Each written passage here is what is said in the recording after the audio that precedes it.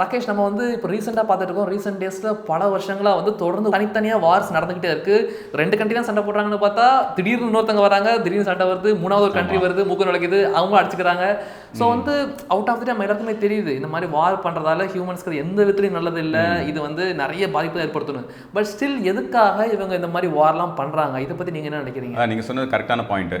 நிறைய பேருக்கு நமக்கு தெரியுது, நமக்கு வந்து இந்த வார்னால எந்த பயனும் இல்லை அப்படிங்கிறது. இது வந்து ஒரு பெரிய டாப்பிக்கு, வைடர் டாப்பிக்கு.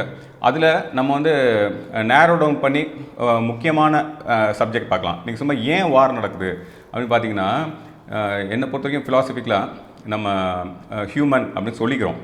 ஆனால் இந்த ஹியூமன் அப்படின்னு நம்ம மனிதர்கள் அப்படின்னு சொல்கிறோமே, இந்த மனிதமே எதில் கட்டப்பட்டிருக்கு அப்படின்னு பார்த்தீங்கன்னா, உள்ளுணர்வு எல்லாமே நமக்குள்ளே இருக்கிறது மிருக உணர்வு தான்.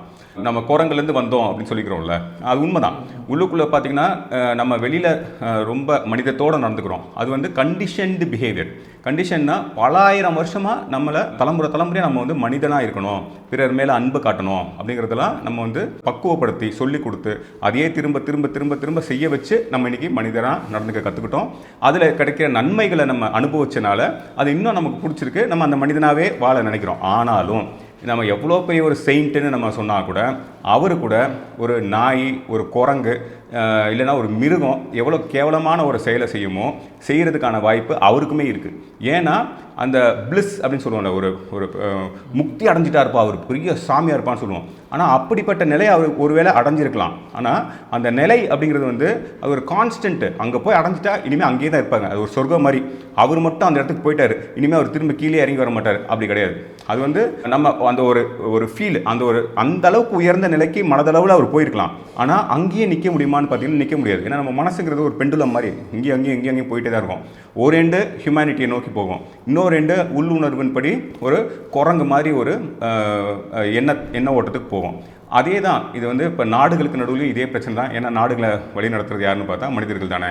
ஸோ ஒரு பக்கம் ஹியூமனிட்டி நம்ம செஞ்சால் கூட அந்த உள்ளுணர்வு வந்து ஒரு மிருக குணம். நான் சொன்ன மாதிரி அந்த மிருக குணத்துக்கு என்ன முக்கியமான ஒரு ஐடென்டிட்டி அப்படின்னு பார்த்தீங்கன்னா, நம்ம எல்லாருக்குமே இருக்கும் ஒரு ஆல்ஃபா அப்படின்னு சொல்லுவோம்ல. ஒரு ஸ்கூலில் இருக்கும், அந்த ஸ்கூலுக்குள்ளே நான் தான் கெத்தாக இருக்கணும்.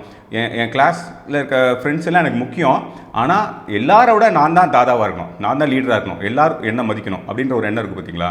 அதான் அந்த ஆல்ஃபா குணம். இது வந்து குரங்குகளுக்கு மட்டும் இல்லை, நிறைய உயிரினங்களுக்கு இருக்கக்கூடிய குணம். இதே பிரச்சனை தான். நம்ம ஒரு பக்கம் ஹியூமனிட்டியை பேசிக்கிட்டே இருப்போம், இன்னொரு பக்கம் அந்த உள்ளுணர்வு படி நான் ஆல்ஃபாவாகணும், நான் தான் லீடராக இருக்கணும், நான் லீடராக இருந்து நான் உன்னை பார்த்துக்கிறேன், ஆனால் உனக்கு கீழே நான் இருக்க மாட்டேன். இந்த உணர்வு மனிதர்களுக்கு எப்போவுமே இருக்குது. இப்போ நாடுகள்னு வரும்போது அந்த நாட்டை ஆட்சி செய்கிறவங்களுக்கும் இல்லை அந்த மிலிட்ரி இதில் இருக்கிறவங்களுக்கும் இதே உள்ளுணர்வு இருக்குது. ஸோ இதில் வந்து நிறைய பேர் வந்து கடைசியில் இந்த மனிதத்தோட அந்த டேஸ்ட்டை அனுபவிச்சுட்டு அந்த மாதிரி ஒரு சண்டைக்கு போக மாட்டேன், வாருக்கு போக மாட்டேன், அதெல்லாம் போகிறதுனால என்ன பையன்னு கேட்குற அளவுக்கு உயர்ந்துடும். ஆனால் மெஜாரிட்டியான மக்கள் வந்து எல்லாருமே இப்போ களிமண்லேருந்து பிள்ளையார் செய்கிறோம் நம்ம இந்த விநாயகர் சதுர்த்திக்கு. அப்போ நம்ம புரிஞ்சுக்கணும்னா, இந்தியா முழுக்க பிள்ளையார் செய்கிறோம், அதாவது ஒரு உருவத்தை படைச்சி ஒரு கடவுளாக படைக்கிறோம் அப்படின்னு வச்சுக்கோமே. ஆனால் நம்ம எவ்வளோ தான் பிள்ளையாரை உருவாக்கியிருந்தாலும் அதை விட பல ஆயிரம் மடங்கு இன்னும் களிமண் இந்த பூமியில் இருக்குல்ல. அதே மாதிரி தான் இந்த மிருக புத்தி படைச்ச மனிதர்கள் முழுசாக மனிதத்தை நோக்கி வராமல், அப்படி முழுசாக அந்த ஃபார்முலாவுக்கு இந்த மனிதம் மேலே ஒரு ஈடுபாடோடு வராத மக்கள் இன்னும் நிறைய பேர் இருப்பாங்க. அவங்க எல்லாருக்குமே அந்த உள்ளுணர்வு படி தான் ஆல்ஃபாவாக இருக்கணும். அதாவது இப்போ நான் என் வீடுன்னு இருந்துச்சுன்னா இந்த வீட்டுக்கு நான் தான் ராஜாவாக இருக்கணுன்ற எண்ணம் இருக்கும். நான் என் ஸ்கூலுன்னு இருந்துச்சு, என் ஸ்கூலில் ஒரு கிளாஸ் இருந்துச்சு, அந்த கிளாஸுக்கு நான் தான் ராஜாவாக இருக்கணும் அப்படின்னு தோணும். அதே மாதிரி என் ஊர் அப்படின்னா ஒரு சின்ன ஊர்னா அந்த ஊருக்கு நான் தான் தாதாவாக இருக்கணும். அதே மாதிரி என்னோட மதம், அந்த மதத்துக்கு என் மதம் தான் சிறந்ததுன்னு சொல்லுவாங்க இந்த மாதிரி ஆளுங்க. அதே மாதிரி என்னோட மொழி தான் சிறந்ததுன்னு சொல்லுவாங்க. ஸோ எல்லாமே என்னோடதுன்னு அது மேலே ஒரு பற்றை உருவாக்கிக்கிட்டு தனக்கும் அந்த மொழிக்கோ இல்லை அந்த மதத்துக்கோ அந்த ஜாதிக்கோ ஒரு பெரிய பந்தம் இருக்குதா நினச்சிக்கிட்டு அந்த மதம், அந்த மொழி, அந்த இனம் இல்லாத எல்லாரையுமே விரோதியாக பார்க்குறது, இது வந்து ஒரு மிருக குணம். இது இன்றளவும் மனிதர்களுக்கு இருக்குது. இதை முழுசாக அழிக்க முடியாது. ஏன்னா அதான உள்ளுணர்வே. மனிதத்தை எங்கே கட்டியிருக்கோம்னா இந்த மிருகத்தை மாரி தான் மனிதத்தையே கட்டியிருக்கோம். ஸோ நம்ம வரலாறு முழுக்க இந்த வார் வருது, இந்த சண்டை வருது அப்படிங்கிறதுக்கு எல்லாமே காரணம் என்னன்னா இதுதான் அடிப்படை. ஓகே, புரியுது.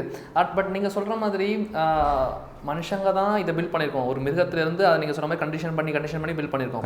ஸோ இப்படி இருக்கிறப்ப அவுட் ஆஃப் த டே யாரோ சில பேர் தான் போட்டி போட்டுக்கிறாங்க, இன்னுமே சில மனிதர்கள் நல்லவங்க இருக்கிறாங்க. ஸோ அவங்களால, அதாவது சில பேர் போட்டி போட்டு சண்டை போட்டுக்கிறதுனால நார்மலாக இருக்கிற நல்லவங்களும் பாதிக்கப்படுறாங்க இதனால. ஸோ வந்து அதில் ரொம்ப முக்கியமான விஷயம் வந்து பார்த்தீங்கன்னா, பர்டிகுலராக சொல்லணும் என்ன மாதிரி பசங்களாக சொல்லலாம். ஏன்னா இப்போ தான் நாங்கள் வந்து காலேஜ் முடிச்சு அது ஒர்க்கு ஸ்டார்ட் பண்ணியிருக்கோம். கரெக்டாக இந்த டைமில் வந்து ஏஐ ரெவல்யூஷன் ஒரு பக்கம் நடக்குது, வார் நடக்குது, நிறைய பேருக்கு வேலை போயிடும்னு பயம் இருக்குது, இதை படிக்கவா வேண்டாமா, தங்கம் திடீர்னு ஏறுது, எப்படி கல்யாணம் பண்ணுறது, இந்த மாதிரி எக்கச்சக்கமான ஃபினான்ஷியல் இஷ்யூஸும் இந்த டைமில் பர்டிகுலராக சுற்றி வருது.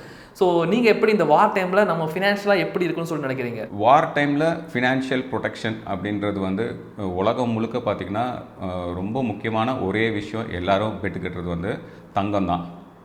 அதுவும் பட் ஆனால் இப்போ ரீசெண்டாக வந்து பார்த்தீங்கன்னா நேரத்தும் இன்றைக்கும் தங்கம் டவுன் ஆகிருக்கு. என்ன ரீசன்? ஏன்னா இன்னும் வார் நடந்துக்கிட்டே இருக்குது, பட் இது டவுன் ஆகுது. இது காரணம் கேட்டோம்னா யூஎஸ் டாலர் ஸ்ட்ரென்தன் ஆகுதுன்னு சொல்கிறாங்க. பட் இது லாஜிக்கலாக இருக்குமான்னு எனக்கு தெரியல.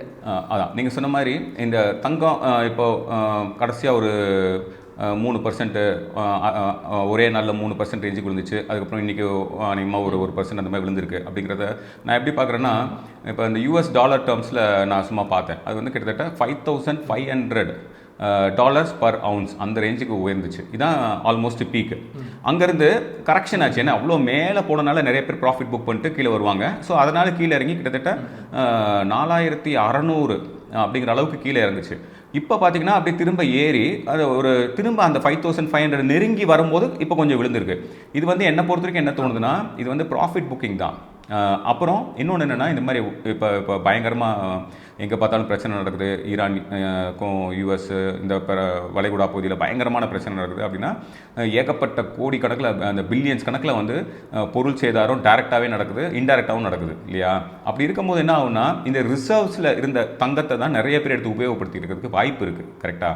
ஸோ அதனால் இந்த மாதிரி கரெக்ஷன்ஸ் வரும் அப்படின்னு எனக்கு தோணுது. ஆனாலும் உலகம் வந்து ஒரு எதிர்காலம், உலகத்தோட எதிர்காலம் வந்து அன்சர்டனாக இருக்குது. இந்த மாதிரி பிரச்சனைகள் நடக்குது, போர் நடக்குது அப்படின்னாலே நம்ம என்ன தெரிஞ்சுக்கணும்னா, கண்ணை மூடிக்கிட்டு தங்கத்தை தான் பெட்டு கட்டணும். அதில் டவுட்டே வேண்டாம். இந்த கரெக்ஷன் எல்லாம் பார்த்துட்டு பயப்படவே கூடாது.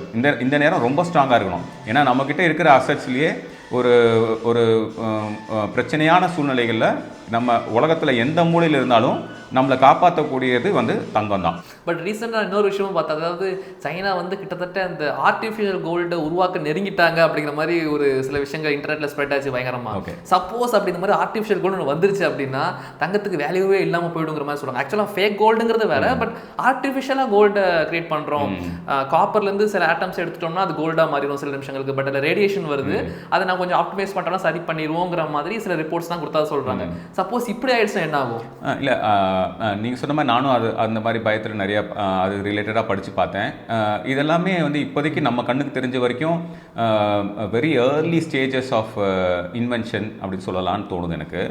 அண்ட் இது ஃப்ரூட்ஃபுல்லாக மாறும் அப்படிங்கிற அளவுக்கும் எனக்கும் நம்பிக்கை இல்லை. ஏன்னா ஏற்கனவே இந்த மாதிரி சைனான்னு நான் பார்க்கல, வேறு ஏதோ ஒரு நாடு, அதிகமாக யூரோப்பியன் நேஷன் நினைக்கிறேன், அவங்களும் இதே மாதிரி அதை ட்ரை பண்ணுறாங்க.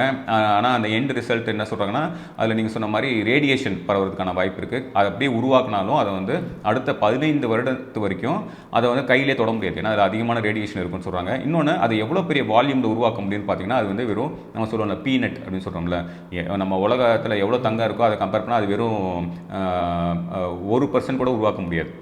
அதை விட கம்மியாக 0.5% 1/4% தான் ஒரு வருஷத்துக்கே உருவாக்க முடியும்னு சொல்கிறாங்க.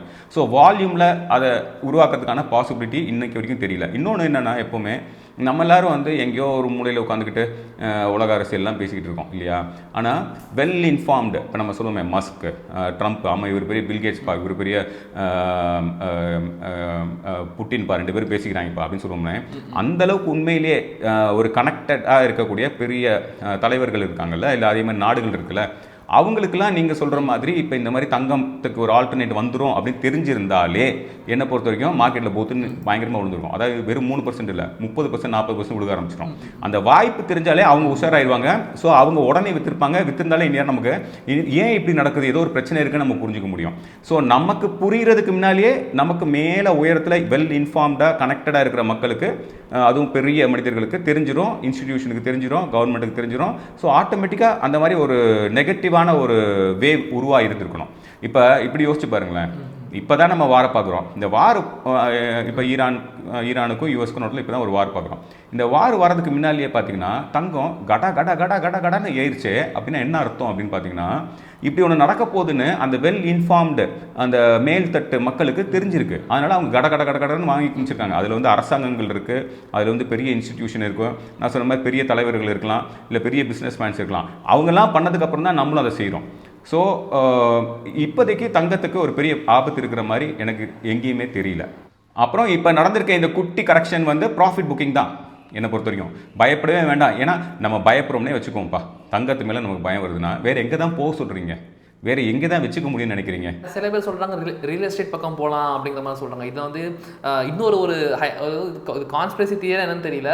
அவங்க என்ன பிலீவ் பண்ணுறாங்க சில பேர் அப்படின்னா, தங்கத்தோடைய ப்ரைஸை ஆர்டிஃபிஷியலாக இன்க்ரீஸ் பண்ண ட்ரை பண்ணுறாங்க. ஸோ இதனால் வந்து அக்ரிகல்ச்சர் லேண்ட் வச்சுருவங்க எல்லாமே விற்றுட்டு தங்கம் வாங்க ஆரம்பிச்சிருவாங்க. இதில் போடுறதுக்கு, அதாவது கல்டிவேட் பண்ணுறதை விட தங்கத்தில் போட்டோம்னா நல்ல ரிட்டர்ன்ஸ் கிடைக்குங்கிற மாதிரி யோசிச்சு அவங்கெல்லாம் பண்ண ஆரம்பிச்சிருவாங்க. அதுக்கு அவுட் ஆஃப் த டே கொஞ்ச நாளுக்கு அப்புறமா ட்ரெடிஷ்னல் அக்ரிகல்ச்சரை ஃபுல்லாக அழிச்சிட்டு அவங்க கொடுக்குறதா நம்ம சாப்பிட்ற மாதிரி மாற்றுவாங்க. ஸோ இதுதான் இதோடைய ஃபர்ஸ்ட் ஸ்டெப்புங்கிற மாதிரி தான் சொல்கிறாங்க. இதெல்லாம் உண்மையாக இருக்குமா? இல்லை, நம்ம அது உண்மையாக இருக்குமா அப்படிங்கிறத விட பொதுவாக என்ன ரொம்ப முக்கியம் அப்படின்னா, டைவர்சிஃபிகேஷன் ரொம்ப முக்கியம். அதாவது நம்மளோட உயிர் அப்படிங்கிறது மட்டும் தான் ஒன்று. உடல், உயிர், இது ரெண்டு தான் நமக்கு ஒன்று கிடச்சிருக்கு. நம்ம கையில் கண்ட்ரோலில் இருக்கக்கூடியது பணம், நம்மளோட அசெட்ஸ், சொத்துக்கள். அப்போ நம்ம என்ன செய்யணும்னா, இதை வந்து பிரித்து இன்வெஸ்ட் பண்ணிக்கணும். இப்போ ரியல் எஸ்டேட் ஒரு நல்ல அசெட்டா? கண்டிப்பாக நல்ல அசெட்டு. அதே மாதிரி தங்கம் ஒரு நல்ல அசெட்டா? கண்டிப்பாக நல்ல அசெட்டு. அதே மாதிரி ஷேர் மார்க்கெட்டில் இன்வெஸ்ட் பண்ணலாமா, மியூச்சுவல் ஃபண்டில் இன்வெஸ்ட் பண்ணலாமா, எல்லாமே நல்ல அசெட்ஸு. இது எல்லாமே நம்ம வந்து ஒரு சொத்தாக தான் பார்க்கணும். ஆனால் ஏதோ ஒரு காரணத்துக்காக நம்ம எல்லாத்தையும் ஒரே இடத்துக்கு கொண்டு வந்து, இப்போ தங்கத்திலேயே மிச்சம் எல்லாம் டேஞ்சர் போல் எல்லாத்தையும் தங்கத்துக்கு கொண்டு வந்தோம்னா, நம்ம எப்படி ஒரே ஒரு உயிர் தான் நமக்கு இருக்குது, ஒரே ஒரு உடல் தான் இருக்கோ, அந்த மாதிரி ஒரே ஒரு இடத்துல தான் நம்ம அசெட்டும் இருக்குது. அதுக்கு ஒரு பிரச்சனைனா நம்ம காலி. அப்படி இல்லாமல் நம்ம எப்போவுமே டைவர்சிஃபைடாக வச்சுக்கணும். இதை நான் வந்து ஒரு சாதாரண மனுஷனாக சொல்கிறேன். நான் உண்மையிலேயே உலகம் முழுக்க பெரிய எக்ஸ்பர்ட்ஸ் எல்லாமே டைவர்சிஃபிகேஷனை தான் செய்வாங்க. ஏன்னா எங்கேயோ ஒரு பிரச்சனை வந்தாலும் நம்ம வந்து ஒரே நாளில் நம்ம செத்து போயிட மாட்டோம். அதுக்கு ஒரு நல்ல ஒரு இந்த சூழ்நிலைக்கு ஏற்ற மாதிரி ஒரு உதாரணம் சொல்ல பாருங்களேன். இப்போ ஈரானில் காமினி அந்த தலைவரை கொண்டுட்டாங்க இல்லையா? அவரை கொன்னதுக்கப்புறம் வார் முடிஞ்சிடும்னு நினச்சாங்க. ஆனால் அதுக்கு அடுத்த லேயரில் உள்ள பல தலைவர்களை கொண்டுட்டோம். கிட்டத்தட்ட 40 தலைவர்களை நாங்கள் எய்ம் பண்ண எல்லாரையும் கொண்டுட்டோன்றாங்க. ஆனால் வார் நடந்துக்கிட்டே இருக்குது. அப்படின்னு என்ன அர்த்தம்னா, அந்த தலைவர்ன்றவர் பல தலைவர்கள் உருவாக்கி வச்சிருக்காரு. அதனால் அவங்களுக்கு டக்குன்னு ஒன்றுமே செய்ய முடியல. அதே மாதிரி தான் நம்மளோட அசெட்ஸ்ன்றதும் நமக்கு ஒன்று அடி விழுந்தாலும் அடுத்தது, அது விழுந்தாலும் அடுத்தது, அப்படின்ற மாதிரி நம்ம எப்போவுமே டைவர்சிஃபைடாக வச்சுக்கணும். அதான் ரொம்ப முக்கியம். அதே மாதிரி இன்னொரு விஷயம் என்ன அப்படின்னா, இப்போ வந்து இஸ்ரேலுக்கும் ஈரானுக்கும் தான் பிரச்சனை. யூஎஸ்ங்க ஒரு கண்ட்ரி சம்மந்தமே இல்லாமல் நடுவில் வந்திருக்குங்கிற மாதிரியும் சில பிரச்சனை இருக்கு. ஆக்சுவலாக இந்த யூஎஸ்க்கு என்ன தான் பிரச்சனை, எதுக்காக இவங்க வந்து எல்லா நாட்டு பிரச்சனையும் வராங்க? இப்போ ரீசெண்டாக ஃபர்ஸ்ட் ஜனவரியில் வெனிசுலாவை தூக்குறாங்க, அதுக்கப்புறமா இங்கே வந்திருக்காங்க. ஆல்ரெடி ஒரு தடவை ஈரான பாம்பும் பண்ணிட்டாங்க, இப்போ வந்து லீடரும் போட்டு தெரியாச்சு. இதுக்கு அப்புறமா இவங்க எதுக்காக இந்த மாதிரி ஒரு ஸ்ட்ராட்டஜிக் மூவ் பண்ணுறாங்க? டீடாலரைசேஷனால அந்த பிரச்சனையா, இல்லைன்னா அமெரிக்கா ஆக்சுவலாக இன்னைக்கு தேதிக்கு ஆல்ஃபா வந்து சொல்லாமல் சொல்லட்டாலும் முடிசூடா மண்ணுங்கிற மாதிரி அமெரிக்கா தான் இன்னைக்கு வேர்ல்டில் நான் தாண்டா அப்படிங்கிற மாதிரி இருக்கக்கூடிய ஒரு ஆள். ஸோ அப்படி இருக்கிறப்ப இவங்க தொடர்ந்து இது செய்யறதுக்கான காரணம் என்ன? சைனா வந்துடக்கூடாதுங்கிறதுக்காகவா, இல்லைனா இந்தியா வந்துடக்கூடாதுங்கிறதுக்காகவா, இல்லை ரஷ்யா திரும்ப பெருசாகிடக்கூடாதுங்கிறதுக்காகவா? இது நீங்கள் ஒரு கேள்வி கேட்டீங்க, அதோட நான் சேர்த்து சொல்கிறேன். எங்கள் ஜென்ரேஷனில் இப்போ நாங்கள் என்ன பண்ணுறது, ஏஏ வந்துருச்சு, அது வந்துருச்சு, இது வந்துருச்சு, இப்போ என்ன பண்ணுறதுன்னு சொன்னீங்களே, அந்த மாதிரி என் கண்ணுக்கு தெரிஞ்சு ஒரு 30 வருஷத்துக்கு முன்னால், 25-30 வருஷத்துக்கு முன்னால் நான் சின்ன பையனாக இருக்கும்போது இந்த குளோபலைசேஷன்ற வார்த்தையை கேள்விப்பட்டேன். அப்போ தான் சும்மா ஒரு உதாரணத்துக்கு சொல்கிறேன். நம்ம வந்து நம்ம ஊரில் இருக்க இந்த கேம்பா, அதுக்கப்புறம் டொரினோ, இதெல்லாம் நம்ம சாப்பிட்டுக்கிட்டு இருந்த காலத்தில் திடீர்னு பெப்சியும் கோக்கும் உள்ள வந்துச்சு. அப்போ குளோபலைசேஷன் சொன்னாங்க. குளோபலைசேஷன் அப்படின்றது என்னென்னா, எந்த மூலையில் உலகத்தில் ஒருத்தருக்கு ஒரு திறமை இருந்தாலும் அதே இன்னொரு மூலையில் உலகத்தில் அதை வந்து இன்னொருத்தர் வாங்கிக்கிறதுக்கு வாய்ப்பு உருவாக்குது. எங்கே திறமை இருந்தாலும் அந்த திறமையை நம்ம இன்னொரு உலகத்தில் நீங்கள் நாடு, மொழி எல்லாத்தையும் கடந்து கொண்டு போய் நீங்கள் உங்களோட திறமையை அங்கே விற்று காசாக்க முடியும். அதை சிம்பிளாக புரிஞ்சுங்க. குளோபலைசேஷனாக இதுதான். பொருளோ இல்லைனா உங்களோட திறமையோ. அப்படின்னா என்னென்னா, அந்த எல்லைகள் இருக்குல்ல, நாடு அப்படிங்கிற எல்லையெல்லாம் தாண்டி நம்ம வந்து வர்த்தகமாக மனித ஆற்றலை எல்லாரும் ஒருத்தருக்கு பரிமாறிக்கிறது, எல்லா பக்கமும் போகலாம் அப்படின்றது வந்து என்னை பொறுத்த வரைக்கும் அந்த ஹியூமனிட்டியோட ஒரு உச்சம். இந்த குளோபலைசேஷன் ஒரு 25-30 வருஷமாக பிரம்மாண்டமாக விரிவடைஞ்சு போயிட்டே இருந்துச்சு. இப்போ என்ன நடக்குது அப்படின்னு பார்த்தீங்கன்னா, அந்த குளோபலைசேஷனை அழிச்சிட்டு திரும்ப அந்த நான் சொன்னேன் ஆல்ஃபாவாக மாறுறாங்க. அந்த மனித ஹியூமனிட்டி அழிச்சிட்டு யாருக்கிட்ட வலிமை இருக்கோ அவன் சொல்கிறது தான் சட்டம் அப்படின்றத திரும்ப எஸ்டாப்ளிஷ் பண்ண ஒரு சில நாடுகள் முயற்சி பண்ணுது. இதுக்கு காரணம் என்னவா இருக்கும்? எந்த நாடு இதை ஆரம்பித்து வச்சுச்சு? ஏன் குளோபலைசேஷன்லேருந்து ரிவர்ஸ் கியர் போட்டு இப்போ எல்லா நாடுகளும் அவங்களோட வலிமையை காட்ட ஆரம்பிச்சிட்டாங்க? நம்ம ரெகுலராக நியூஸ் பார்க்குற எல்லாருக்குமே தெரியும், நிறைய அநியாயமான விஷயத்த ஸ்ட்ராங்காக அடித்து பேசுகிறதும் இல்லை அநியாயமான விஷயத்த செஞ்சுட்டு அதுக்கு ஒரு போலியான ஒரு காரணத்தை சொல்கிறதும், சும்மா வந்த காரணத்தெல்லாம் வாய்க்கு வந்த காரணத்தெல்லாம் சொல்கிறதும் இப்போ வந்து ரொம்ப காமனாக மாறிடுச்சு. அப்படின்னா என்னென்னா, நம்ம இந்த சட்டத்துக்கு உட்பட்டு அப்படின்னு சொல்லுவோம்ல, அதெல்லாம் தாண்டி இந்த மிருக குணம் வந்துருச்சுன்னா வலிமைக்கு உட்பட்டு. அதுதான் இது ரெண்டும். என்னை பொறுத்த வரைக்கும் நீங்கள் வரலாறு முழுக்க 5000 வருஷ வரலாறு எடுத்தாலும் சரி, எப்போ எங்கே ரெண்டு நாடுகளுக்கு நடுவில் இல்லை 2 குறுநில மன்னர்களுக்கு நடுவில் எந்த சண்டைக்கு காரணமும் பார்த்தீங்கன்னா அடிப்படையே ஒருத்தர் மனிதத்துக்காக நிற்பாங்க, இன்னொருத்தர் வலிமையை அடிப்படையை வச்சு நிற்பாங்க. இவங்க 2 பேருக்கும் நடுவில் எப்போவுமே வரலாறு முழுக்க சண்டை நடந்திருக்கு. இந்த மனிதத்துக்கும் இந்த மிருகத்துக்கும் நடுவில் அந்த போட்டி இருக்கு பார்த்தீங்களா, நம்ம ஒவ்வொருத்தரையும் அதில் அடிபட்டு இப்போ ஒரு செகண்ட் வேர்ல்டு வார் மாதிரி ஒன்று நடந்து பயங்கர மோசமானதுக்கப்புறம் திரும்ப மனிதம் வளரும். அப்புறம் ஒரு 30-40 வருஷம் பயந்து எல்லாம் ஒழுங்காக இருப்பாங்க. அதுக்கப்புறம் திரும்ப மிருக குணத்துக்கு மாறிடுவாங்க. இது வந்து வரலாறு முழுக்க என்னை பொறுத்த வரைக்கும் நடந்துகிட்டே இருக்குது. இப்போ உங்கள் ஜெனரேஷனை பொறுத்த வரைக்கும் எங்கள் ஜெனரேஷன் வந்து தப்பிச்சிருச்சு. ஆனால் உங்கள் ஜென்ரேஷனை பொறுத்த வரைக்கும், இப்போ என்னோடய குழந்தைங்க ஜென்ரேஷனை பொறுத்த வரைக்கும் கண்டிப்பாக நானே ரொம்ப வருத்தப்படுறேன். ஏன்னா அந்த கோல்டன் பீரியட், கோல்டன் எரா அப்படின்னு சொல்லுவோமே, அந்த மாதிரி ஒரு சந்தோஷமான காலம் எல்லாம் முடிஞ்சிருச்சோ அப்படின்னு கிட்டத்தட்ட நமக்கு வந்து உறுதியாகவே தெரியுது. இனிமேல் வந்து ஒரு சந்தோஷமான ஒரு சட்டங்களுக்கு உட்பட்ட ஒரு நடைமுறைக்கு உட்பட்ட ஒரு வாழ்க்கையை உலகத்தில் எந்த நாட்டிலையுமே நம்ம பார்க்க முடியாதோ. எல்லாமே வலிமைக்கு உட்பட்டது, எல்லாமே பணம் எவன்கிட்ட இருக்கோ அவன் சொல்கிறதா நம்ம கேட்கணும், எவன்கிட்ட பவர் இருக்கோ அவன் சொல்கிறதா நம்ம கேட்கணும். அப்படிங்கிற அந்த லெவலுக்கு இந்த மனிதத்தில் இருந்து சட்டம் மனிதம் இது ரெண்டும் சேர்ந்தது. அதை விட்டுட்டு தனியாக இப்போ எங்கே போகிறோம்னா பணம் அப்புறம் பலம் இது இருக்கிறவன் சொல்கிறது தான் இனிமேல் உலகம் அப்படிங்கிற நிலையை நோக்கி இப்போ மாறிக்கிட்டு இருக்கு. இந்த இப்போ நடக்கக்கூடிய இந்த போர்கள் எல்லாத்துக்குமே அதுதான் காரணம்.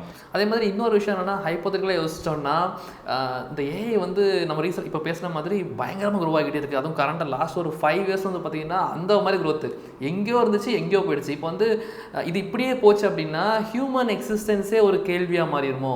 ஏன்னா ஹியூமன்ஸ்க்கு வந்து இந்த உலகத்தில் பர்பஸே இல்லாமல் போயிடுமோங்கிற அளவுக்கு இருக்குது. ஏன்னா எல்லா வேலையும் அதே பண்ணுது, அதுவே கல்டிவேட் பண்ணும், மிஷினரிஸ் வந்து அதே அக்ரிகல்ச்சர் பண்ணும், அதுவே எல்லாம் க்ளீன் பண்ணி கொண்டு வந்து வீட்டில் ஃபுட் டெலிவரி ட்ரோனில் பண்ணுற அளவுக்கு எல்லாமே அதுவே பண்ணுறது அப்படின்னா ஆட்டோமேட்டடாக ஹியூமன்ஸ்க்கு வந்து இந்த உலகத்தில் இடமே இல்லையோ? அதாவது ஹியூமன்ஸே வந்து ஹியூமன்ஸ் அழிக்கிறதுக்கான டூலை கண்டுபிடிச்சிட்டாங்களா? அதாவது ஹியூமன்ஸே தேவையில்லை அப்படிங்கிறதுக்கு இன்னும் ஒரு புது ஒரு கிரியேச்சரை வந்து ஹியூமன்ஸை கிரியேட் பண்ணிட்டாங்களோன்னு சொல்லிட்டு ஒரு பயம். ஓகே, இதில் ஹரி இதுவுமே வரலாறு முழுக்க பார்த்தீங்கன்னா ஒவ்வொரு ஆயுதங்களாக, அதாவது மனிதன் முத வீலை கண்டுபிடிச்சான் அப்படின்னு சொல்லுவோம், அதுக்கப்புறம் வந்து ஈட்டியை கண்டுபிடிச்சான் அப்படின்னு சொல்கிறோம்ல, அந்த மாதிரி ஒவ்வொரு விஷயமும் கண்டுபிடிக்க எங்கே வேலை இல்லாமல் போயிடுமோ அப்படிங்கிற எண்ணம் இருக்கும்.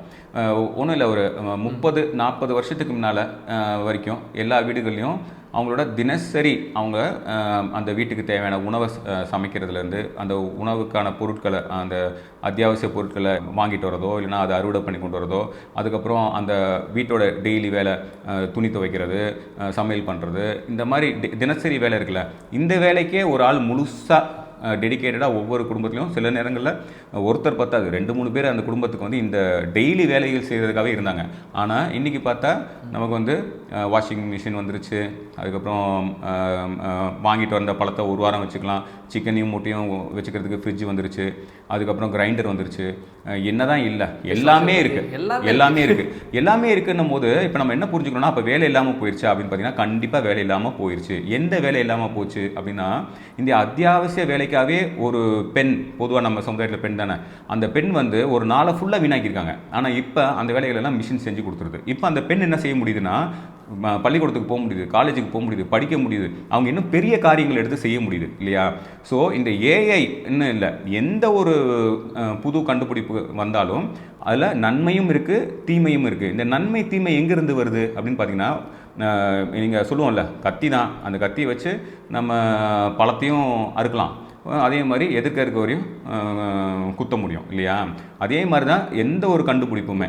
இப்போ இங்கே வந்து ஏஐ உருவாக்கி நம்மளோட இப்போ இந்த பேசிக் ஒர்க்ஸ் எல்லாம் நம்ம முடிச்சோன்னு சொல்கிறோமே, இப்போ அவங்க என்ன சொல்கிறாங்க, இந்த உட்காந்து கோடிங் எழுதிக்கிட்டு இருந்தாங்களே ஒவ்வொரு சாஃப்ட்வேர் கம்பெனிலாம், அவங்களோட வேலையெல்லாம் இல்லை, எல்லாருக்குமே முடிஞ்சிச்சாங்க. அதுவும் குறிப்பாக சொல்லணும்னா ரீசெண்டாக ஸ்ரீதர் சார் சொல்லியிருந்தாரு, அதாவது சோவோடைய ஃபவுண்டர், அவங்க சொல்லியிருந்தாங்க நீங்கள் கோடிங் பண்ணுறது தான் லைவ்லிஹுட்டாக வச்சுருந்தீங்கன்னா இன்னொரு விஷயத்தை தேடி கண்டுபிடிச்சிக்கோங்க அப்படிங்கிற மாதிரி இதெல்லாம் பார்த்து நிறைய பேர் பேனிக் ஆகிறாங்க. இன்ஃபேக்ட் சொல்ல என்னுடைய ஃபேமிலிஸ்லேயே வந்து பார்த்தீங்கன்னா நிறைய பேர் இருக்கிறாங்க சாஃப்ட்வேர் சைடில். ஸோ அவங்க எல்லாருக்குமே ஒரு ஃபியரும் இருக்குது, என்னடா இதிலே இருக்கலாமா, இல்லைனா பேசாமல் ஃபார்மிங்க்கு போயிடலாமா, இல்லை ஏதாவது பிஸ்னஸ் பண்ணலாமா, இந்த மாதிரிலாம் ஒரு பயப்படுறாங்க. ஸோ இந்த அளவுக்கு ஆக்சுவலாக பயம் தேவை தான். பட் இது டெவலப் ஆகிறத பார்த்தா நம்மளுடைய எக்ஸிஸ்டன்ஸே ஒரு கேள்விக்குறி, நமக்கு நாளைக்கு பணம் வருமா அப்படிங்கிறதே தெரியாத அளவுக்கு இருக்குது. ஏன்னா நிறைய பேருக்கு பார்த்தீங்கன்னா இஎம்ஐ அது இதுன்னு இருக்குது, எல்லாத்தையுமே நம்பிக்கிட்டு இருக்கிறது வந்து அந்த ஒன் சோர்ஸ் ஆஃப் இன்கம் வச்சு தான். அதுவும் நிறைய பேர் இப்போ நிறைய கம்பெனிஸ் லே ஆஃப் பண்ணுறாங்க. அந்த மாதிரி பிரச்சனை இருக்கும்போது கொஞ்சம் பயம் இருக்க தான் செய்யுது. இதில் வந்து ஒன்று நம்மளோட இதை டிபேட் பண்ணுற அளவுக்கு இது ஒரு பிரச்சனை அப்படிங்கிறனால தான் நம்ம இதை டிபேட் பண்ணுறோம், ஏஐ என்ன பண்ணிடுமோ அப்படின்னு. கண்டிப்பாக அதே சமயம் இது ஃப்யூச்சரில் இது எந்த அளவுக்கு இது வந்து பூதாகரமாக வரும், நம்மளோட வேலைகளெல்லாம் பாதிக்கும், அதனால் வேலைகள் போகிறதுன்றதையும் தாண்டி ஒரு தனி மனிதனுடைய வாழ்க்கையை எந்த அளவுக்கு அது வந்து கஷ்டத்துக்கு உள்ளாக்க போகுது அப்படிங்கிறது நமக்கு இன்னும் எக்ஸாக்டாக தெரியாது. இப்போ திரும்ப இயற்கையிலேருந்து பாருங்களேன், ஒரு மானோ ஒரு முயலோ அது சன்ரைஸில் எந்திரிச்சு வெளியில் வருது, அதோட வலையிலேருந்தோ இல்லை அது பதுங்கியிருக்க இடத்துலேருந்து வெளியில் வந்துச்சுன்னா அன்றைக்கி திரும்ப சன்செட்டுக்குள்ளே பல புலி, சிங்கம், சிறுத்தை மாதிரி வேட்டையாடக்கூடிய விலங்குகளுக்கு நடுவில் தான் அதுவும் அதே காட்டில் வாழுது. ஒவ்வொரு நாளும் பல அட்லீஸ்ட் ஒரு 3லேருந்து ஒரு 5 தடவையாவது தன்னுடைய உயிரை காப்பாற்றிக்கிறதுக்கு இந்த மாதிரி மிருகங்கள்கிட்டேருந்தே தப்பிச்சு ஓட வேண்டிய சூழ்நிலையில் ஒவ்வொரு நாளும் இந்த மாதிரி மிருகங்கள் இருக்குது இல்லையா? அப்போ இப்போ நம்ம என்ன பேசுகிறோம்னா, இந்த ஏஐ வந்து என் வேலை போயிடுச்சுன்னா என்ன செய்வோம் அப்படின்னு சொல்கிறோம். அதாவது நம்ம ஜென்ரேஷன்லேயே 1-2 பிரச்சனைகள் தான் பார்த்துருக்கோம். ஆனால் ஒரு மானோ முயலோ கூட ஒவ்வொரு நாளும் 4-5 தடவை தன்னோட உயிருக்கே அடமானம் வச்சு எந்திரிச்சு வெளியே வந்து அதுவும் துள்ளி குதிச்சு விளையாடுது, அதுவும் குட்டிகளை போட்டு ஒரு குடும்பத்தை உருவாக்கியும் வாழுது இந்த பிரச்சனைகளுக்கு நடுவில். அப்போ நம்மளோட மனதையும் வந்து நம்ம வந்து நல்லா வலிமையாக வச்சுக்கணும். நீங்கள் வந்து ப்ரிப்பேர்டாக இருங்க, ஏஐ வந்தால் நம்ம அடுத்து என்ன செய்ய போகிறோன்றதுக்கு ஒரு 2-3 பிளான் வச்சுக்கோங்க. ஆனால் எதுக்குமே பயப்படாதீங்க. ஒரு அரை மணி நேரமோ இல்லைனா ஒரு 4 மணி நேரமோ கிடைச்சாவே எந்த பிரச்சனையிலேருந்து வெளியே வரதுக்கு நமக்கு ஒரு வாய்ப்பு கிடைக்கும் எல்லாருக்குமே. அந்த ஒரு மன தைரியம் நம்ம எல்லாருக்கும் வேணும்னு நினைக்கிறேன். ஏன்னா நிறைய பேர் இந்த இதை பற்றி பேசுவோம், ஐயோ என்ன ஆகிடுமோ என் வாழ்க்கையை என்ன ஆகிடுமோ, ரொம்ப அது வந்து ஓவராக அதுக்கு பயப்படக்கூடாது. ஒரு விலங்குக்கு இருக்க தைரியத்தை விட நமக்கு அதிகமாக இருக்கணுமா இல்லையா? ஸோ நான் என்ன சொல்கிறேன்னா, ஃபஸ்ட்டு நம்ம வந்து மென்டலாக நம்மளை எப்படி வச்சுக்கணும்னா, நம்ம அப்படி ஒரு சூழ்நிலைக்கு தள்ளப்பட்டால் அடுத்து நம்ம ஒரு அமைதியாக ஒரு அந்த மானோ முயலோ மாதிரி ஒரு 4 மணி நேரமோ இல்லை 1 நாளோ 3 நாளோ யோசிச்சோம்னா நமக்கு ஒரு வாய்ப்பு கிடைக்கும் நம்ம எப்படி வாழ்கிறதுன்னு. அப்புறம் ஏஐ பொறுத்த வரைக்கும் திரும்ப அதே தான், அதை மனிதத்துக்கும் உபயோகப்படுத்தலாம்.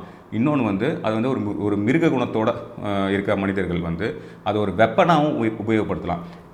இதுவும் வரலாறு முழுக்க. ரீசெண்டாக அமெரிக்கா வந்து ChatGPT-யை மிலிட்ரியில் யூஸ் பண்ண போகிறாங்களா? ஆமாம், கிளாட் வந்து பிரச்சனையாக இருக்குது, அதுக்கப்புறமா ChatGPT கிரியேட் பண்ணியிருக்காங்க மிலிட்ரியில். அது கேட்டால் இன்னும் பயமாக இருக்குது, என்னடா பண்ணுறீங்க அப்படிங்கிற மாதிரி.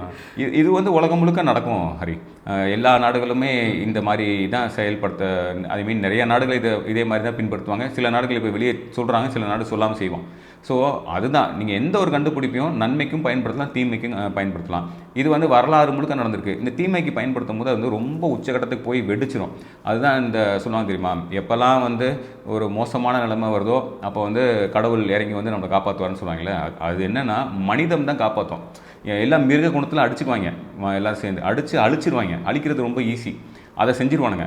அவங்க அழிக்கும் போது தான் நம்ம இந்த மனிதம் பேசக்கூடிய மக்கள் எல்லாம் கொஞ்சம் கொஞ்சமாக பேசிக்கிட்டே இருக்கவனுங்களாம் வேறு வழியே இல்லாமல் ஒன்று சேர்ந்து இந்த மிருக புத்தி இருக்கிறவனை அகற்றிட்டு திரும்ப மனிதத்தை உருவாக்குவாங்க. இந்த மிருக புத்தியில் இருக்கிறவன்லாம் கனெக்டடாக இருப்பான், அவன் எல்லாருமே ஒன்று சேர்ந்துக்குவான், அவன் எப்போவுமே ஆக்டிவாக இருப்பான். ஏன்னா அவனுக்கு வந்து உள்ளுணர்வு படி ஆல்ஃபாவாக இருக்கணும். அந்த வெறி இருக்குல்ல, உங்களோட எமோஷன் அந்த உள்ளுணர்வு படி நீங்கள் வாழ்கிறது ரொம்ப ரொம்ப ரொம்ப எளிமை. ஏன்னா உள்ளுணர்வு அப்படிங்கிறது அதுதான் உங்களோட அடிப்படை சாஃப்ட்வேர். உங்கள் சாஃப்ட்வேரே என்ன சொல்லுது, நீ ஆல்ஃபாவாக இருக்க ட்ரை பண்ணுன்னு சொல்லுது, நீ இன்னொருத்தனை அடிமைப்படுத்துன்னு சொல்லுது, இன்னொருத்தனை அடிச்சு போடுங்கன்னு சொல்லுது. சரியா? அது ரொம்ப எளிமை. நீங்கள் ஒரு மிருகமாக நடந்துக்கோ அப்படின்னு உங்களோட உள்ளுணர்வு சொல்லிக்கிட்டே இருக்கும், என்னோட உள்ளுணர்வு சொல்லும். ஆனால் அது பேச்சை கேட்காம நான் வந்து மனிதனாக தான் வாழுவேன் அப்படின்னு நம்ம ஸ்ட்ராங்காக நிற்கிறது இருக்குல்ல, அது எல்லாராலையும் முடியாது. அங்கே தான் அதில் பிரச்சனை இருக்குது. வார் சுச்சுவேஷனில் நம்ம தங்கம் வாங்கலாமா வேண்டாமா, அப்புறம் தங்கத்தை பற்றி இன்னும் நிறைய இன்ஃபர்மேஷன் தெரிஞ்சுக்கிறதுக்கு ரைட் சைடில் கிளிக் பண்ணுங்கள். நீங்கள் ஃபுல் வீடியோ பார்த்து தெரிஞ்சுக்கோங்க. நன்றி.